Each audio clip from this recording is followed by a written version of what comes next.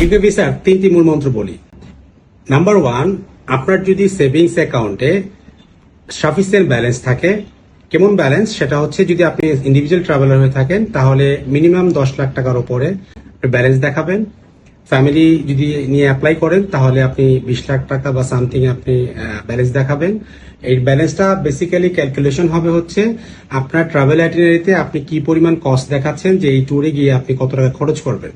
So আমরা ধরে নিচ্ছি ইন্ডিভিজুয়াল একজন ট্রাভেলার সেটা 2.5 থেকে 3 লাখ টাকার আপনার কস্টিং হয় আইটিনারিতে, আপনি যেটা খরচ দেখাবেন যে আপনি এই ট্যুরে কত টাকা খরচ করবেন।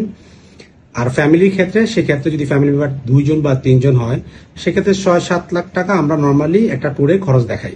সো এই জন্য আপনি মোর দেন 20 লাখ টাকা আপনি ব্যালেন্স দেখাইলে ভালো হয়।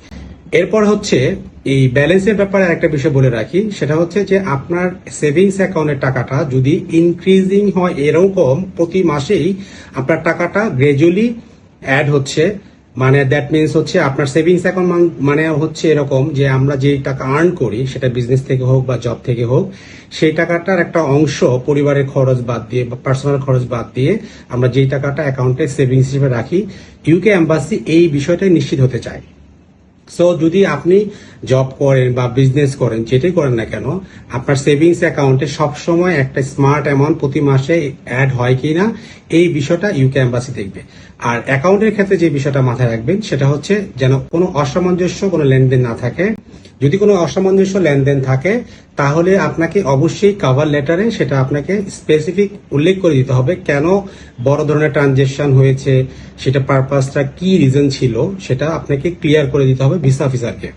নাম্বার 2, আপনার ভিসা আরেকটা হওয়ার রিজন হচ্ছে আপনি সুন্দর করে কভার লেটারটা উল্লেখ করে দিবেন যে আপনি কেন যাবেন ইউকেতে, কেন বাংলাদেশে ব্যাক করতে হবে, আপনার বাংলাদেশে কি কি ভ্যালু আছে যেই ভ্যালুগুলো আপনাকে ইউকে থেকে আবার রিটার্ন করে বাংলাদেশে আসবেন, এইরকম একটা মেসেজ আপনাকে কভার লেটারে উল্লেখ করতে হবে। প্লাস হচ্ছে আপনি ইউকেতে যাওয়ার পরে আপনি ইউকে গভর্নমেন্টের টোটাল রুলস মেনে আপনি আপনার যে কদিন স্টে করবেন ইউকেতে ওই কয়দিনের আপনি টোটাল রুলস মেনে আপনি রিটার্ন করবেন, এরকম একটা ডিক্লারেশন দিতে হবে। নাম্বার 3 হচ্ছে যাদের ট্যাক্স ফাইল আপডেট আছে, আপনার ট্যাক্স ফাইলে যেই অ্যামাউন্টই আপনি সাবমিট করেন না কেন প্রতি বছরে আপনি ট্যাক্স পে করেন সেটার একটা অ্যাকনোলেজমেন্ট স্লিপ প্লাস হচ্ছে ট্যাক্স পে করার লাস্ট 3 ইয়ার্স এর সার্টিফিকেটও আপনাকে দিতে হবে। এই 3টি বিষয় যদি আপনাদের ক্লিয়ার থাকে তাহলে আপনারা ডেফিনেটলি ইউকে ভিসার জন্য অ্যাপ্লাই করতে পারেন। বর্তমানে ইউকে ভিসা অনেক ভালো ইন্ডিভিজুয়াল অথবা ফ্যামিলির জন্য। আপনারা যারা আমাদের এই চ্যানেলটি দেখেন দয়া করে আপনার এই মেসেজটুকু যদি ভালো লাগে আমাদের চ্যানেলকে সাবস্ক্রাইব করবেন পরবর্তী আপডেটের জন্য এবং বেল বাটনে ক্লিক করে রাখবেন। আমরা ইনশাল্লাহ আপনাদেরকে নেক্সট টাইমে আরো বেটার ভালো কিছু ইনফরমেশন নিয়ে সামনে ভিসা নিয়ে আপনাদেরকে তথ্য দিয়ে সহায়তা করবো ইনশাল্লাহ।